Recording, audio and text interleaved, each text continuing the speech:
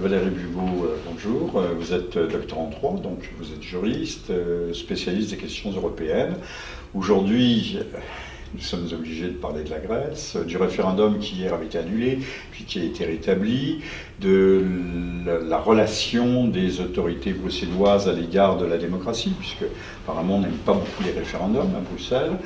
Et puis essayer de déblayer un peu, de donner quelques éléments de compréhension sur l'environnement de cette crise. Alors, c'est un vaste sujet. Je ne sais pas trop par quoi vous voulez qu'on commence. Peut-être par le début de la crise grecque. Comment est arrivée cette crise? Prenons les choses par ordre chronologique. Par ordre chronologique. Donc, ça a été extrêmement bien rappelé par Mireille Zaki, vous savez, qui est journaliste financière suisse. Qui a fait un débat, enfin qui a expliqué à l'occasion d'une conférence que cette crise de la dette grecque avait été lancée, je crois, il me semble, si je mes souvenirs sont bons, c'est 2008 ou 2009, par une réunion de gestionnaires de hedge funds à New York, donc des gens qui se sont mis d'accord, une collusion d'intérêts, pour vendre à la hedge funds, fonds spéculatifs. Voilà, les fonds spéculatifs, pour vendre ensemble les bons du trésor grec. Vous savez que les marchés financiers sont extrêmement moutonniers. Donc quand ils ont vu qu'il y avait un risque sur la dette, tous les gestionnaires de fonds se sont mis à vendre la dette grecque. Et la Grèce s'est donc retrouvée à devoir payer des taux d'intérêt énormes, puisque vous savez que moins les gens veulent des fonds d'État, plus les intérêts de ces fonds augmentent pour attirer justement le chaland. Donc en réalité, la Grèce s'est retrouvée donc, de facto exclue des marchés financiers parce qu'elle ne pouvait pas, assurer des taux d'intérêt enfin là c'était monté à plus de 20%, je crois, hein, ou un peu moins, mais enfin autour de 20%. Donc elle s'est retrouvée exclue des marchés financiers et c'est comme ça que la crise grecque a commencé. C'est exactement dans ces conditions. Donc c'est une collusion d'intérêts de hedge funds dont l'un était dirigé par Soros. N'oublions pas que Soros, c'est lui qui a fait tomber, qui avait manigancé pour faire tomber l'Angleterre. Hein, vous souvenez de cette histoire, la livre sterling. Donc derrière cette... Alors ça c'est la cause technique, je dirais. Et derrière cette cause technique, on peut aussi se poser des questions, puisque le gouvernement grec a fait a découvert, par des moyens...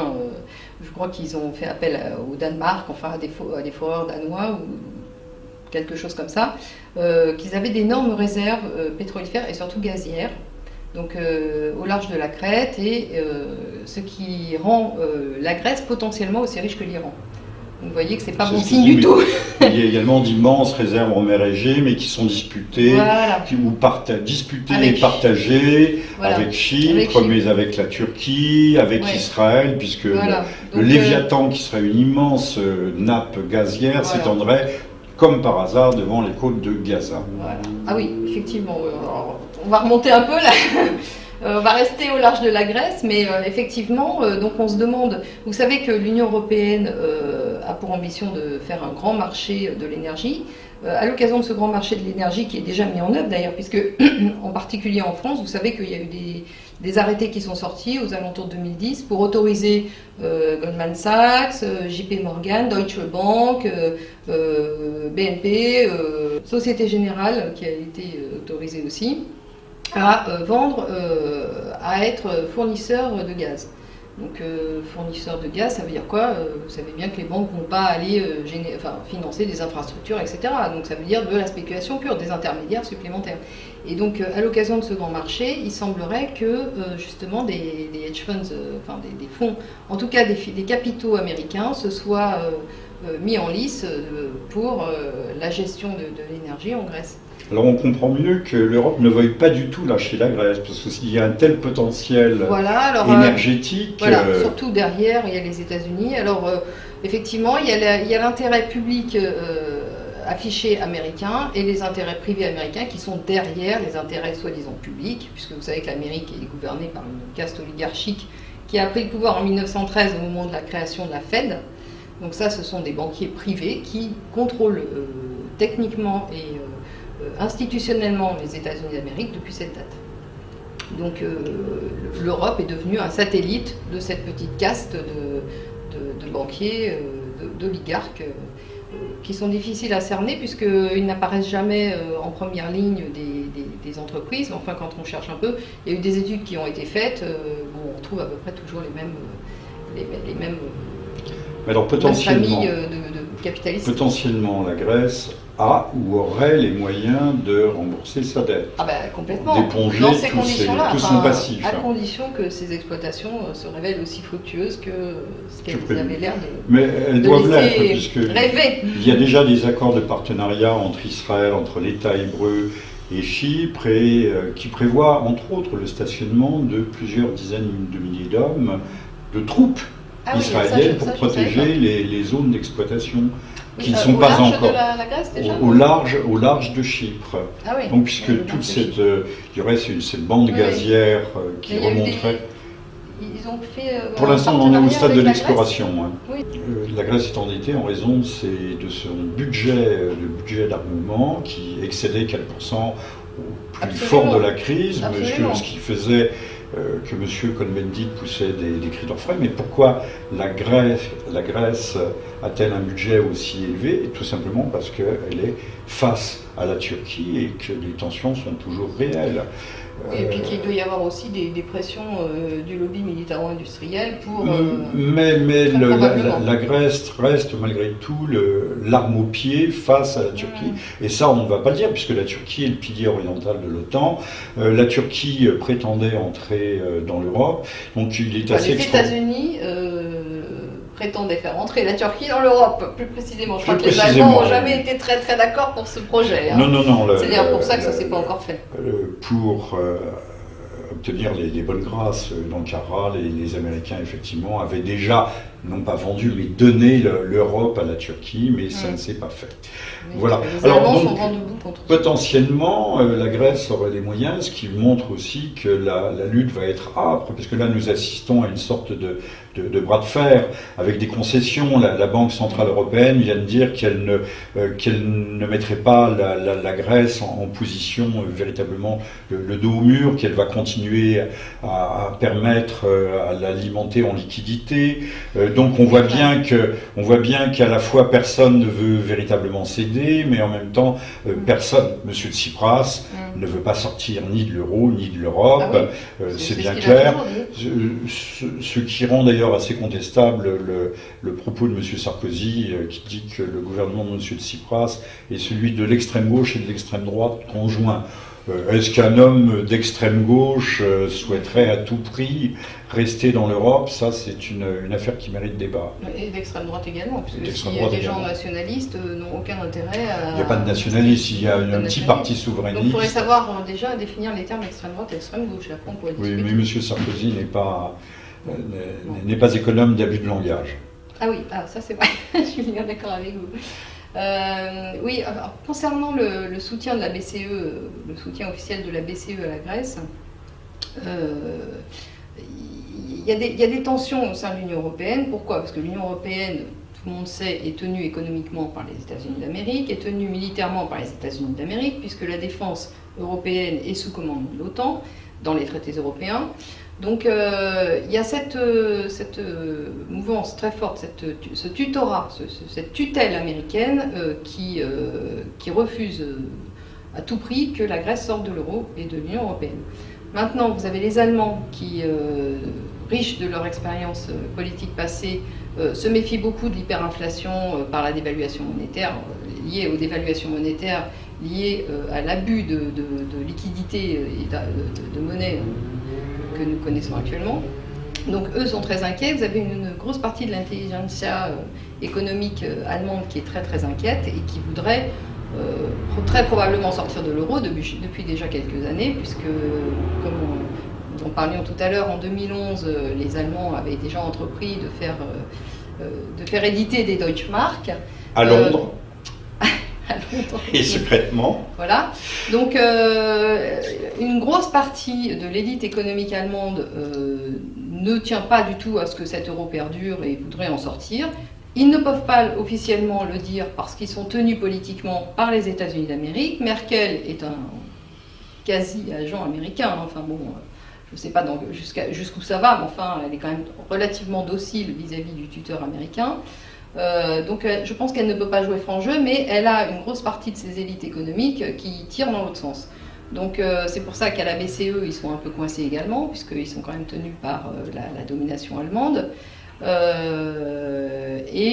Donc il était question là récemment de faire payer le MES, d'actionner le MES pour financer l'argent que la Grèce demande. Alors triturage et tripatouillage, on cherche des accommodements techniques. Oui, enfin le MES c'est pas un accommodement technique parce que l'appel en garantie des États, je vous dis pas, la France tombe en faillite immédiatement. Hein. Si on appelle en garantie le MES, la France suit la Grèce dans les quelques mois qui suivent. Il n'y a pas de possibilité autrement. On va s'endetter. Notre endettement va flamber d'une façon tellement énorme. Alors, le mécanisme européen de stabilité est une pure scélératesse. Il a les mêmes statuts que ce qu'on a connu au début du XXe siècle avec la BRI, Banque des règlements internationaux, à Bâle. C'est une institution financière à part entière qui est complètement déconnectée de toute réalité politique comment dirais-je, populaire, hein, puisque ce sont des gens qui ont bénéficié d'une immunité totale, exonération totale d'impôts, qui vivent entre eux, qui règlent leurs petits problèmes entre eux. Enfin bon, c'est absolument c'est une petite caste et une petite élite artificielle. Bon, alors, artificielle, mais enfin qui a quand même le contrôle officiel. Enfin, parlons sans non pas nous égarer, mais nous aventurer dans le domaine technique de la dette, de la nature de la dette grecque, et au-delà de la dette grecque, la dette aussi bien d'Italie, de l'Espagne, de la France. Oui, non, n'irons pas jusqu'aux États-Unis. 20 000 milliards de dollars de dette. Il est bien clair que la France est dans le même cas de figure que la Grèce et ne remboursera jamais sa dette. Donc la Grèce ne remboursera non plus jamais sa dette. Il faudrait peut-être le dire. Oui, bien sûr, la dette n'est pas remboursable. Mais l'objectif n'est pas de rembourser, l'objectif est de tenir en domination et de toucher des intérêts. C'est ça l'intérêt de la dette. C'est une nouvelle manière de dominer, non pas par les armes, mais par l'économie, par la monnaie et par le commerce. C'est ce qu'on appelait autrefois l'usure. Les paysans s'endettent pour acheter leurs graines et leurs outils, et après, ça va être de plus en plus. Le paysan libre redevient très rapidement un serf, mais il n'en a plus l'étiquette. Oui, sauf que maintenant, il ne va même plus être libre depuis le début, puisque vous savez qu'avec les projets Monsanto, les projets européens, les paysans vont être obligés d'acheter les semences, ne pourront pas ressemer l'année d'après les semences qu'ils ont. C'est le cas. C'est encore une autre, un autre débat, mais enfin, il y aurait beaucoup à dire. Nous sommes dans une nasse de dette qui est en réalité une nasse de domination géopolitique, et tant que les gens n'auront pas pris conscience de ça et que nous n'en serons pas sortis, toutes les élites politiques des pays européens ont été achetées via différents moyens par l'élite euro-atlantiste, pas par les Américains derrière, et surtout les grands capitalistes qui sont également européens, c'est pas que des Américains d'ailleurs. Mais je dirais que tant que nous ne serons pas politiquement sortis de cette nasse, nous ne sortirons pas de la dette. C'est une certitude. Voilà, certitude. Alors, quelle devrait être l'attitude d'un Français de bon sens face à Syriza, face à la politique de Tsipras et de son ministre des Finances Varoufakis?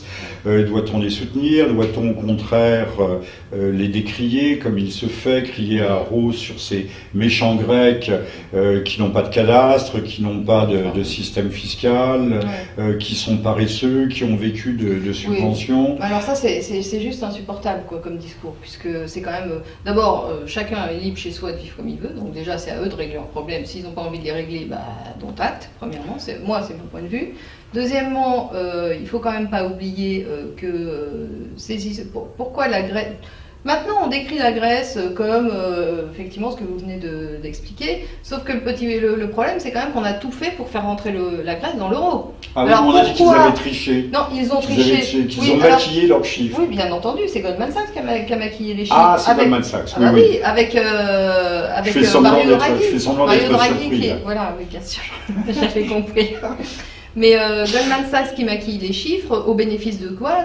En premier lieu de l'Allemagne, parce que c'est l'Allemagne qui a bénéficié du fait que la monnaie euro a été moins évaluée de façon moins forte qu'elle n'aurait dû être si des pays comme ça n'étaient pas rentrés.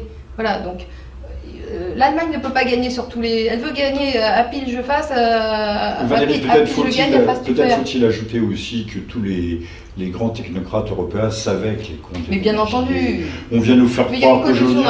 Il y a une collusion d'intérêts. Alors, cette dette grecque, non seulement est illégitime et odieuse, mais le peuple grec n'a pas remboursé, mais le peuple européen n'a pas à rembourser non plus cette dette, puisqu'on ne nous a pas demandé notre avis. Dette scélérate, mais en totalité ou en partie? Parce que l'Islande, par exemple, lorsque l'Islande a fait faillite, n'a dénoncé qu'une partie de sa dette comme dette scélérate. Ah peut-être, mais ça ne veut pas dire que c'est la vérité, déjà, d'une part, et puis deuxièmement, parce qu'il y a tellement de tensions politiques. Alors la dette scélérate, c'est une dette indue, c'est une dette... illégitime. Dans la mesure où la Grèce n'aurait jamais dû rentrer dans l'euro, elle n'aurait pas eu de problème. Hein. Donc, ou alors elle se serait débrouillée toute seule avec ses problèmes et ses marchés financiers. Pour l'instant, ce qu'on sait de sûr, c'est que la Grèce n'aurait jamais dû rentrer dans l'euro. C'est que deuxièmement, elle a fait l'objet d'une attaque concertée par des hedge funds américains, Soros en tête. Que troisièmement, la dette est de toute façon pas remboursable. L'intérêt justement de cette dette, c'est pas de la rembourser, mais c'est de payer les intérêts vitam aeternam. Et donc de payer l'argent qu'on demande à la Grèce est destiné en fait à payer les créanciers, c'est-à-dire les banques. Bien sûr, et l'argent qu'on demande à la Grèce qui ne peut pas payer, on va le demander aux autres peuples européens qui ne pourront pas payer non plus. Donc les gens vont avoir des impôts qui augmentent, vont être surendettés de façon publique et de façon privée. Donc ça veut dire que c'est un immense transfert de patrimoine vers les très grands capitalistes. Il faut se rendre compte que nous assistons à un transfert massif de patrimoine et de capitaux vers les plus grands détenteurs qui en ont déjà énormément. Donc c'est ça qu'on assiste. Dans le monde entier, c'est à ça qu'on assiste. On va créer des monopoles oligarchiques. Non, les monopoles oligarchiques existent déjà depuis fort longtemps. Mais on va les renforcer. Lénine et tout ça, déjà au début du XXe siècle, ils étaient déjà bien installés. Oui, Morgan, Rockefeller, Rothschild. Mais aujourd'hui, c'est plus un monopole. Ce qu'ils veulent, objectivement, c'est prendre le pouvoir mondial officiel. Ils ont le pouvoir mondial officieux. Ce qu'ils veulent, c'est le nouvel ordre mondial, c'est-à-dire un pouvoir... officieusement, ils le veulent officiellement. Bien entendu. C'est ce qu'annonce M. Attali, d'ailleurs. Mais oui, mais tout ça va dans ce sens. En effet, les grands marchés transatlantiques, les grands marchés transpacifiques, qu'est-ce que ça va créer? Une fois que ces deux grands marchés seront réunis, puisque ce sont des frères jumeaux, eh bien, on va faire même méthode que ce qui s'est passé pour l'Union européenne, un nouveau traité, puisque tous ces grands marchés vont nécessiter la création d'institutions. Donc nous allons assister à un nouveau traité d'institutions qui vont réunir les grands marchés transatlantiques et transpacifiques. Donc vous voyez que c'est un formidable effet de levier géopolitique contre les pays qui ne seront pas dans ce système. Donc la dette est une machine contre la de Chine, guerre contre la Russie. Parmi d'autres. Mais bien entendu, la dette c'est un moyen d'action politique, comme le droit Valérie, est un moyen d'action politique. Un mot de réflexion, mais pas plus qu'un mot sur cette histoire de référendum, de démocratie, de référendum qui fait horreur aux classes dirigeantes européennes. On l'a bien vu en 2005 lorsque un référendum avait été prévu au Royaume-Uni, un autre en Pologne, ils ont été annulés à la suite du vote non au projet de traité constitutionnel européen, vote non par la Hollande et par la France. Il y avait déjà eu au moment du début, je crois que c'était en 2011, en Grèce même, un projet de consultation populaire qui avait été annulé par l'Europe à dernière minute. Le gouvernement est tombé d'ailleurs. Et le gouvernement était tombé. Donc que peut-on dire, que pouvez-vous dire sur le rôle des institutions européennes et leur rapport étrange, pour ne pas plus dire, à l'égard de la démocratie universelle? Non, les institutions européennes, dans les traités, sont officiellement fabriquées de façon non démocratique. C'est une évidence. Ceux qui prennent les décisions ne sont pas des gens élus. Ça, c'est la première chose. Deuxièmement, il n'y a plus aucune séparation des pouvoirs. Donc, dans la mesure où il n'y a pas de séparation des pouvoirs, le préambule de la Constitution de 1958, qui est en réalité la Déclaration des droits de l'homme de 1789, nous indique qu'en l'absence de séparation des pouvoirs, nous n'avons pas de Constitution. Donc voilà, premièrement, dès le départ, l'Union européenne n'est pas démocratique et ça a toujours été comme ça, bien qu'ils aient voulu prétendre le contraire, qu'ils mettent en avant les démarches citoyennes. Vous savez que prétendument les citoyens pourraient être à l'initiative d'un projet de loi, ce qui est complètement faux. Je l'ai décrit par ailleurs. C'est un leurre. C'est une escroquerie intellectuelle. C'est une escroquerie intellectuelle, absolument, absolument. Mais on n'en est pas après dans les traités européens. Il faut lire les traités européens.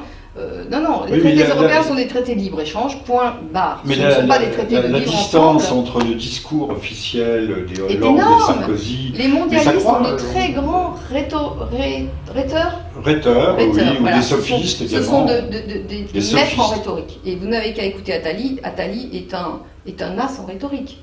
Il est extraordinaire, ce type-là. Il faut décrypter ses discours, mais en débat, il est imbattable parce que c'est un maître rhéteur, vraiment. Et tous les mondialistes sont comme ça. On a encore un exemple récemment avec, vous savez que dans les négociations du grand marché transatlantique, il y avait la clause de règlement des différends qui bloquait. Donc là, vous avez la commissaire, alors la clause de règlement des différends, elle bloque pourquoi? Parce que ça permettrait aux multinationales d'attaquer des États au sein de tribunaux privés qui sont des cours d'arbitrage.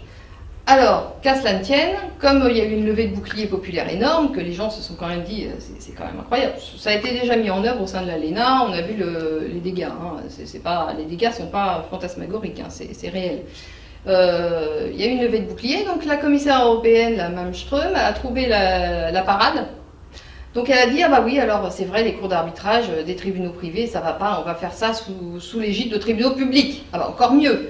Payé 100% par les contribuables. Voilà.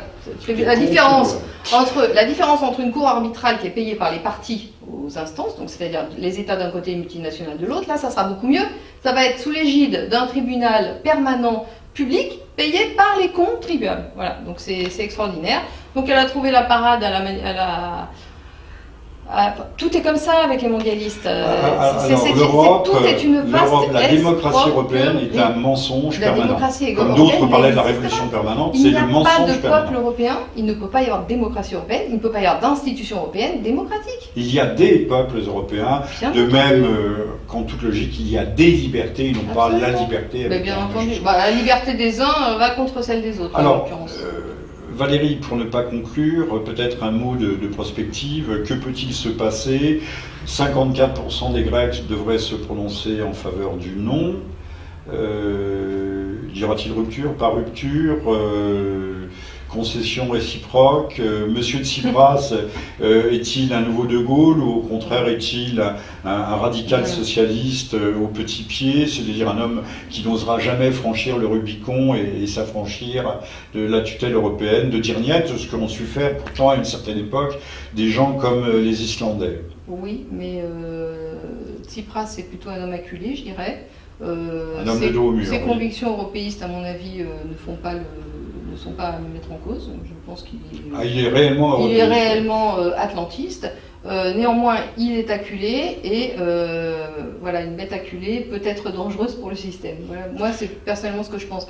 Les Grecs, il y a une désinformation énorme et permanente de la Grèce. Quand vous proposez à des Grecs comme ça dans la rue, faites le test. Moi, je l'ai fait en 2011 ou 2012. Ils étaient déjà dans une grosse panade. On me demandait la solution. Alors la solution, je leur ai dit, mais sortir de l'Union européenne. Quand vous parlez comme ça à des Grecs, ils ont l'impression que vous leur proposez de retourner au régime des colonels.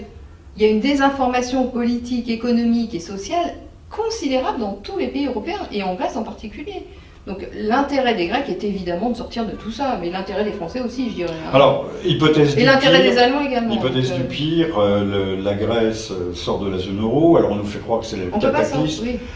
Donc c'est la fin de l'Europe, que l'Europe va se démantibuler, se défaire. C'est dans le meilleur des cas. Demain l'apocalypse. Oui, pour les euro-atlantistes, c'est pas bon signe, c'est le début d'une débandade, effectivement, puisque on ne peut pas sortir de la zone euro, techniquement, dans les textes, sans sortir de l'Union européenne. C'est une Union européenne soviétique, puisqu'on peut y entrer, on est libre de faire ce que l'on veut, mais en fait, on ne peut pas en sortir. De la zone euro, oui. Ni de l'Europe. Là, je parle de la zone euro. Ah si, de l'Europe. Oui, en principe. Dans l'ex-Union soviétique, en principe, on pouvait s'affranchir aussi. Ah oui, alors là, je connais pas les textes. Non, mais c'était intéressant. En principe, on pouvait. Oui, mais de toute façon, effectivement, c'est sur le même modèle. On voit ce qui s'est passé, par exemple, en Hongrie. Non, mais il est certain que les institutions de l'Union soviétique ont servi largement de modèles aux institutions de l'Union européenne. Ça, à mon avis, c'est pas, Oui, il faut le c'est dire. pas discutable. Il faut le dire, effectivement. Vous avez raison. Bon. C'est juste. Remettons les choses à leur place. Bon, écoutez, suite au prochain épisode, nous reverrons tout cela après l'été, hélas. Mais l'été va passer extrêmement vite et risque d'être riche en rebondissements. Après l'été, très probablement, ce qui va se passer, c'est que les citoyens, les contribuables européens vont être appelés au secours pour financer la dette grecque que les Grecs ne peuvent pas financer. Il n'y a qu'une seule issue, c'est celle-là. Techniquement, il n'y a pas d'autre issue. On ne veut pas remettre en cause ce qu'on appelle le modèle social, ni européen, ni encore plus français. Modèle antisocial. Modèle social qui consiste à déshabiller Paul pour habiller Pierre ou vice-versa. Les Français ne peuvent plus travailler exclusivement, ça devient de l'esclavage, de travailler pour payer des impôts. C'est l'objectif. C'est l'objectif, puisque l'objectif c'est un vaste transfert de patrimoine des élites. D'ailleurs, les élites euro-atlantistes, les élites mondialistes ont pour projet la suppression de la propriété privée pour tous. Alors là, vous venez de lâcher le grand mot, donc l'expropriation par la fiscalité. Donc en fait, ce qu'on appelle... Ils ont d'autres projets, mais ça, ce qu'on appelle l'hypercapitalisme est en fait un communisme déguisé. Bien entendu. L'hypercapitalisme, c'est la société de la termitière. La société de la termitière. Oui, on peut appeler ça comme ça, c'est une façon d'envisager les choses, mais les mondialistes sont contre la propriété privée pour tous, mais ils ne sont pas contre leur propriété privée. Bien entendu. Voilà. Donc nous entrons là dans un système néo-féodal qui n'est plus tenu par les armes, mais tenu par la monnaie, le libre-échange et les monnaies. Et encore, il y avait dans le système, et nous en terminerons là, un lien organique entre le seigneur, le suzerain, ses féaux et le serf, puisque l'intérêt du seigneur était que le serf ait de belles récoltes, se porte bien, travaille bien la terre, tandis que là, ce n'est plus tout à fait le cas. Les masses humaines étant telles, on peut les sacrifier, en masse. Vous avez tout à fait raison, c'est un néo-féodalisme beaucoup plus dangereux que celui qu'on a connu antérieurement. Pour la raison que vous venez de rappeler, et aussi pour l'autre raison, c'est que quand même les seigneurs féodaux risquaient leur peau.